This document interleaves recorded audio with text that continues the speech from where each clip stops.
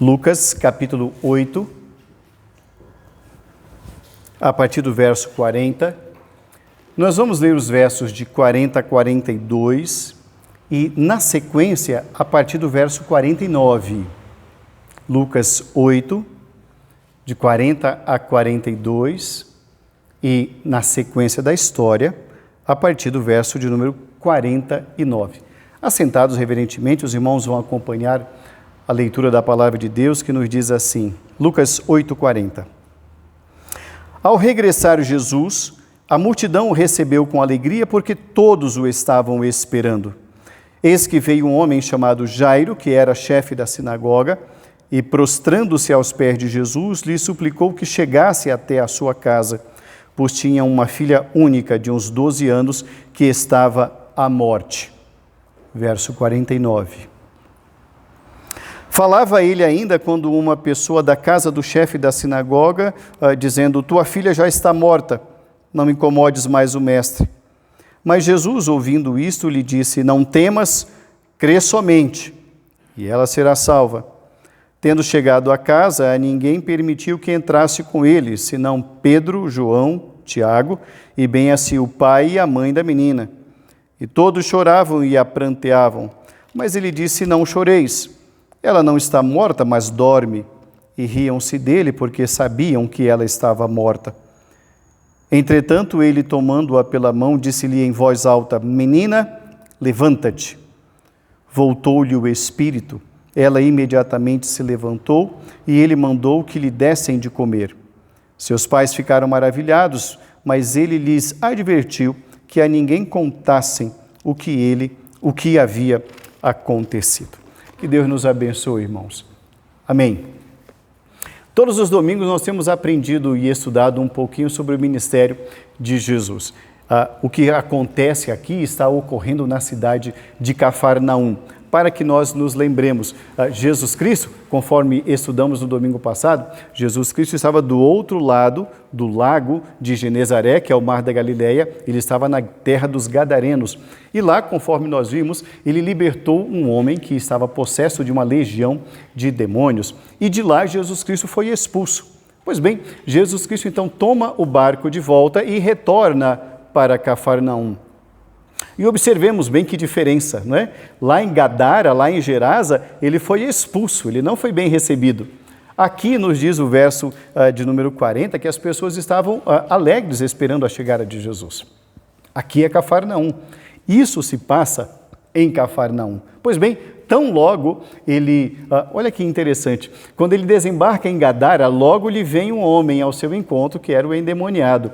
Aqui em Cafarnaum, quando ele chega, quando ele pisa em terra firme, vem outro homem e traz um problema. E o seu problema é que a sua filha, de cerca de 12 anos, está em estado terminal, está à morte. Filha única. Esse homem chama-se Jairo, ele é o chefe da sinagoga. Ele tem uma importante função na sinagoga de Cafarnaum. É ele quem cuida de tudo o que ocorre dentro da sinagoga. Ele cuida dos rolos da Bíblia, do Velho Testamento, é ele quem cuida, é ele quem preserva. É ele também quem faz a ordem litúrgica, quem vai fazer a leitura, ele cuida das orações, enfim, tudo está em suas mãos. Então ele é um homem muito religioso, é um homem que conhece as Escrituras, mas ele tem um problema em casa, um problema seríssimo. Ele então sabe que Jesus Cristo está desembarcando, ele vai ao encontro de Jesus e lhe conta o problema. Os irmãos perceberam que na leitura eu pulei do verso de número 42 para o 49, não é? Porque do verso de 43 a 48, quando Jesus Cristo está saindo da beira-mar, indo em direção à casa de Jairo, ocorre uma cura, que nós vamos tratar oportunamente, não hoje. Pois bem, quando ele está indo a caminho da casa de Jairo, alguém chega e diz para Jairo, Jairo, tenho péssimas notícias, sua filha morreu, deixa Jesus em paz. E Jesus Cristo ouve aquela palavra e Jesus então se dirige a Jairo e diz, não temas, crê somente, tua filha será salva. Eles chegam até a casa, o cenário de velório está posto. Tudo está pronto para aquele corpo ser velado. Entretanto, Jesus Cristo coloca todos para fora e entra apenas com seus 3 discípulos, o pai e a mãe da criança. Quando ele diz que a criança não está morta, mas dorme, ela de fato estava morta, mas Jesus Cristo sabia o que ele iria ali fazer. As pessoas não entendem, riem de Jesus, mas Jesus Cristo fala em alta voz para ela, ordena, e nos diz o texto que o espírito dela volta. E Jesus então diz, dê-lhe de comer e não contem nada do que aconteceu aqui. O ministério do Senhor Jesus Cristo, irmãos, atua de diversas formas, é isso que nós temos aprendido e já sabemos. Na noite de hoje nós queremos falar sobre o ministério de Jesus na casa de Jairo. O ministério de Jesus na casa de Jairo. Jairo se apresenta diante de Jesus de uma forma muito interessante. Nós queremos analisar na noite de hoje, irmãos, 3 aspectos desse ministério da pessoa de Jesus. A primeira análise que nós queremos fazer no estudo de hoje, na mensagem de hoje, é que Jesus, para Jairo, Jesus é o único que pode transformar as circunstâncias da sua vida. Jesus é o único que pode transformar as circunstâncias da sua vida. Que circunstâncias são essas ou eram essas? Os versos 40 e 41 nos dizem assim: ao regressar Jesus, a multidão o recebeu com alegria porque todos o estavam esperando. Eis que veio um homem chamado Jairo, que era chefe da sinagoga, e prostrando-se aos pés de Jesus, lhe suplicou que chegasse à sua casa, pois tinha uma filha única de 12 anos, que estava à morte. É digno de nota que entre aqueles que estavam recebendo Jesus com alegria, Jairo se encontrava entre esse grupo, de receber com alegria. Eu faço questão de fazer essa análise porque lá em Gadara Jesus havia sido expulso. Aqui em Cafarnaum ele é bem-vindo e Jairo também o recebe muito bem, ao passo que os gadarenos o haviam rejeitado. Jairo tem um problema seríssimo em casa. O problema não é com ele, o problema é com sua filha, mas aquilo tira a paz da família toda. As circunstâncias que Jairo está enfrentando são as piores possíveis. Tente imaginar um pai sabendo que sua filha está em estado terminal. É assim que ele se encontra ali, mas ele está alegre, porque Jesus para ele representa a esperança da transformação. É a última esperança, é a única esperança que aquele homem tem, e essa esperança chama-se Jesus. Para ele, Jesus é o único que pode transformar as circunstâncias da sua vida. Jairo, ele é uma pessoa muito importante em Cafarnaum. Ele tem uma elevada posição social e religiosa. Entretanto, ele sabe que nada daquilo que ele é pode mudar aquelas circunstâncias. Nada daquilo que ele tem é capaz de mudar aquelas circunstâncias. Ele sabe que o seu salário, o seu dinheiro, suas economias, sua posição social, sua posição espiritual, como líder religioso, nada daquilo é suficiente para mudar. E só quem pode mudar é Jesus. A influência que ele tem na sociedade de Cafarnaum também não é capaz disso. Ele olha para Jesus como se Jesus fosse para ele e de fato é a única esperança para transformar as suas circunstâncias. Observe bem que nem a sua religião, ele é o chefe da sinagoga. Existem circunstâncias, irmãos, que podem ser mudadas pelo nosso próprio esforço. Isso é sem dúvida alguma. Entretanto, existem circunstâncias que somente o poder do Senhor tem essa capacidade de transformar. Aquilo que está fora do nosso alcance, aquilo que foge ao nosso controle. A religião também não tem esse poder reside somente em Jesus. Eu acho também interessante aqui que Jairo assume a sua questão familiar. A minha filha está em estado terminal. Ele não abandona a sua família, ele não abandona seguir a Jesus, ele não esquece de buscar a Jesus por conta dos problemas da família. Pelo contrário, os problemas o levam a Jesus. Isso é digno de nota. Nenhum problema que ele está atravessando pode impedi-lo de buscar a Jesus. Ele nos ensina que, embora as circunstâncias não sejam as melhores, seguir a Jesus é a única opção que lhe resta. Ela está em estado grave, é minha filha, e eu tenho somente a Jesus. Jesus é o único que pode transformar as circunstâncias da vida. Uma segunda lição que a gente aprende com Jairo aqui é que na visão de Jairo, quem é Jesus? Jesus é o único com autoridade para nos fazer manter o foco na solução e não no problema. Jesus é o único com autoridade para nos fazer manter o foco na solução e não no problema. Volte o seu olhar para os versos 49 e 50. Jesus Cristo, então, recebe o convite de Jairo e parte para a sua casa. No meio do caminho, ele cura uma mulher e, quando estão a caminho da casa de Jairo, eis que aparece alguém, verso 49. Falava ele ainda quando veio uma pessoa da casa do chefe da sinagoga, dizendo: Jairo, acabou, não me importunes mais o mestre. Verso 50. Mas Jesus, ouvindo isso, lhe disse: não temas, crê somente, e tua filha será salva. Interessante, o que eu acho interessante aqui é o seguinte: vem um mensageiro. Quem é esse mensageiro? A gente não sabe o nome, mas a gente sabe de onde ele vem. Ele vem da casa do chefe da sinagoga. Verso 49, uma pessoa da casa do chefe da sinagoga. Eu creio que esse mensageiro veio não para trazer... ele não queria dar uma notícia. Aliás, uma das coisas mais difíceis para qualquer pessoa é dar uma notícia ruim. Vamos combinar aqui. Esse homem não estava alegre com a notícia que ele tinha que dar, mas era necessária a notícia. A notícia era para o pai. O pai deveria saber do que estava ocorrendo em casa.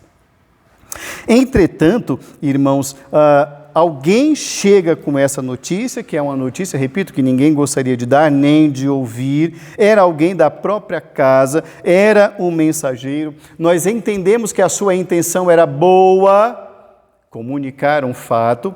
Entretanto, Jesus Cristo, ao ouvir essa notícia, Jesus Cristo sabe o impacto dessa palavra ou dessas palavras no coração de Jairo. Jairo, então, poderia, pelo impacto daquela palavra, o impacto daquela notícia, fazer com que o pouco de fé que tinha caísse por terra.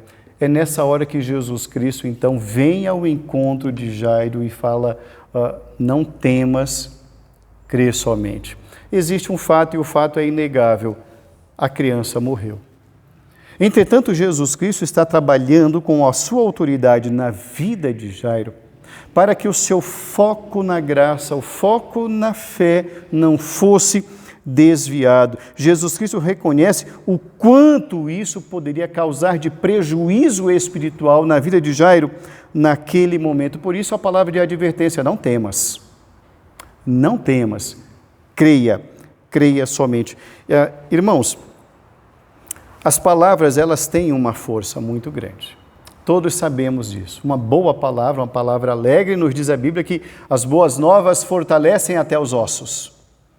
Provérbios nos diz que, como maçãs de ouro em salvas de prata, assim a palavra dita no seu próprio tempo. Ou seja, é uma grande alegria. Entretanto, uma péssima notícia também tem uma capacidade muito grande de destruir o pouco de fé que temos. Jesus Cristo, naquele momento, é o único que mantém o foco na fé da graça que Ele vai fazer, daquilo que Ele vai operar. A notícia é uma realidade, mas quem pode mudar aquela notícia? Quem pode mudar aquela realidade? Quem tem autoridade para mudar aquela circunstância? O mensageiro? Não, o mensageiro não tem. Os circunstantes, aqueles que estão ao redor de Jesus? Não. O máximo que aqueles homens poderiam dizer é meus sentimentos ou algo dessa natureza. Somente uma pessoa poderia manter a fé viva no coração de Jairo. Aquela pessoa era Jesus. Jesus é o único com autoridade para nos fazer manter o foco na solução, não no problema. Uma terceira lição que nós aprendemos nesse texto é que Jesus Cristo, Ele é o único que tem a palavra que restabelece a vida e restaura a alegria no lar. Jesus Cristo é o único que tem a palavra para restabelecer a vida e a alegria no lar. Volte o seu olhar para os versos 54 e 55. Ele, tomando-a pela mão, disse-lhe em voz alta: Menina, levanta-te. Voltou-lhe o espírito. Ela imediatamente se levantou e ele mandou que lhe dessem de comer. Seus pais ficaram maravilhados e não é para menos. Quando Jesus Cristo chega à casa de Jairo, o seu lar está tomado por um velório e não deveria ser diferente. A notícia era da morte. Quando o Senhor Jesus Cristo chega, e isso é digno de nota aqui, uma outra narrativa, a narrativa de Mateus sobre esse caso, fala que Jesus Cristo colocou para fora todos os demais. Ele só permite a entrada de 5 pessoas. Os discípulos Pedro, Tiago e João. Aliás, esses 3 discípulos estão nos momentos mais decisivos. Estavam também lá no Monte da Transfiguração e também estavam na tempestade. Tem até um cântico bem antiguinho que quando criança cantávamos na escola bíblica dominical, que dizia assim: Pedro, Tiago e João no barquinho no mar da Galileia. Pedro, Tiago e João são os 3 que estão presentes com Jesus em todos os momentos. Pois bem, Pedro, Tiago e João, mais o pai e mais a mãe. Esse grupo de 5 pessoas, mais Jesus, esse grupo de 6 é o grupo que adentra o quarto. Mas a palavra de ordem, de restabelecimento de vida, parte de apenas uma pessoa, Jesus. E Jesus Cristo fala isso com autoridade. Os demais estavam ali para verem e crerem juntamente, para que vissem o que Jesus estabeleceu. E Jesus é quem estabelece a vida e restaura a alegria. Os demais não acreditam. E não era para acreditar. Naturalmente, eles não eram para eles acreditarem. E por que não era? Porque estava estabelecida a morte da criança. Aquela criança estava, de fato, morta. Repito, quando Jesus Cristo fala, ela não está morta, mas dorme, é porque ele sabia o que ele iria fazer. Tanto ela estava morta que todos os profissionais, as carpideiras, os profissionais do velório já estavam ali presentes. E o texto nos diz, no verso de número 55, que o Espírito voltou. O espírito dela. Jesus tem esse poder, assim como o Senhor Jesus Cristo restabeleceu vida a Lázaro, quando ele disse: Lázaro, vem para fora, e Lázaro saiu daquele túmulo depois de 4 dias de sua morte. A mesma palavra, o mesmo Senhor, a mesma autoridade e o mesmo Jesus é o mesmo que aqui está restabelecendo de volta a vida àquela adolescente. Jesus permite essa entrada para que todos possam ver e testemunhar. É interessante quando Jesus Cristo diz, depois da ressurreição, não digam nada a ninguém. Não haveria a menor necessidade disso. Todos saberiam disso. Mas há algo que a gente sempre faz questão de pontuar. Jesus Cristo, ele nunca quis ser reconhecido como um milagreiro. Essa não era a sua principal função. Jesus Cristo até faz milagres, é disso que estamos tratando. Mas a grande função ou missão de Jesus Cristo é a missão salvadora. Isso ninguém poderia fazer. Isso ninguém poderia repetir, somente o Senhor Jesus Cristo. Jesus ordena a vida sobre a garota e a vida obedece ao seu doador. É Jesus quem doa a vida. Estamos estudando todas as quintas-feiras o Evangelho de João e no capítulo 1 de João nos diz assim que tudo o que foi feito por meio dele, Jesus. Ele estava no princípio com Deus. Jesus também doa essa vida. E é esse autor da vida quem invoca aquele Espírito. E o Espírito lhe obedece. A vida obedece ao seu doador. A vida obedece ao seu Criador. Porque sem ele, nada do que foi feito se fez. A vida daquela garota é restabelecida. E com a sua vida, a alegria de todos, o espanto de todos. O último texto lido, verso 56, nos diz que os seus pais ficaram maravilhados. Imagine um pai nessa gangorra ou nessa montanha russa de emoções. A aflição que o leva até Jesus. Depois a esperança, porque Jesus está indo à sua casa. Depois o desespero, tua filha morreu. Para. Depois o renascer da esperança. Não temas, crê somente. Por último, em casa, a filha morta. E depois, por fim, a filha nos seus braços. Puxa, que dia para Jairo. O chefe da sinagoga que viu que Jesus é maior do que a religião. Viu que Jesus é maior do que todos os médicos. Viu que a palavra de Jesus é a palavra sobre todas as palavras. Concluindo a nossa reflexão na noite de hoje, irmãos, todos nós passamos aflições, problemas e angústias, das mais diversas ordens. Estamos hoje analisando as circunstâncias da vida de Jairo. Mas nós também temos muitas aflições e temos muitas angústias. Podemos estar passando problemas muito difíceis, problemas que para nós estão longe do nosso controle ou totalmente fora do nosso controle. São coisas que são de fato impossíveis, mesmo todas essas circunstâncias, cada uma delas, nós devemos apresentá-las todas para Jesus. São impossíveis para nós, mas não para o Senhor. Devemos apresentá-las todas para aquele que pode transformá-las todas, Jesus. Devemos nos atentar para com as palavras que nos chegam. Às vezes, pessoas até mesmo da nossa família, pessoas do nosso meio, mesmo com as melhores das intenções, podem trazer para nós uma palavra que vai derrubar o pouco de fé que temos. Devemos cuidar disso. Devemos prestar atenção nisso. É necessário que atentemos para a fé, o pouco de fé que há. A palavra de Deus nos diz que o Senhor Jesus Cristo não veio apagar o pouco de fé que temos. Ele veio para fazer com que essa fé fosse aumentada, e isso pode fazer. Mesmo os familiares podem nos trazer, repito, sem querer, palavras que hão de nos derrubar.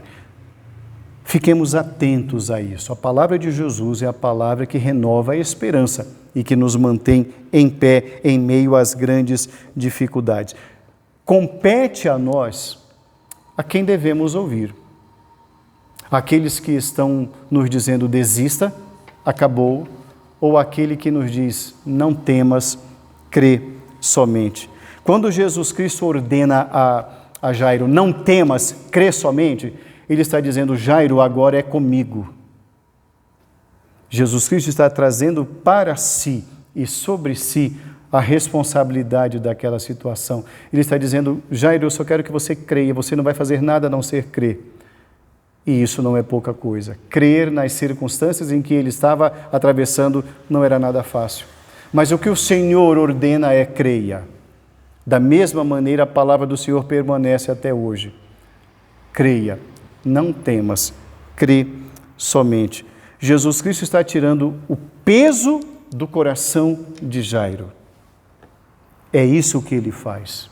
Ele toma sobre si aquilo que Jairo não pode fazer. Há um milagre a caminho e ele está a caminho do milagre.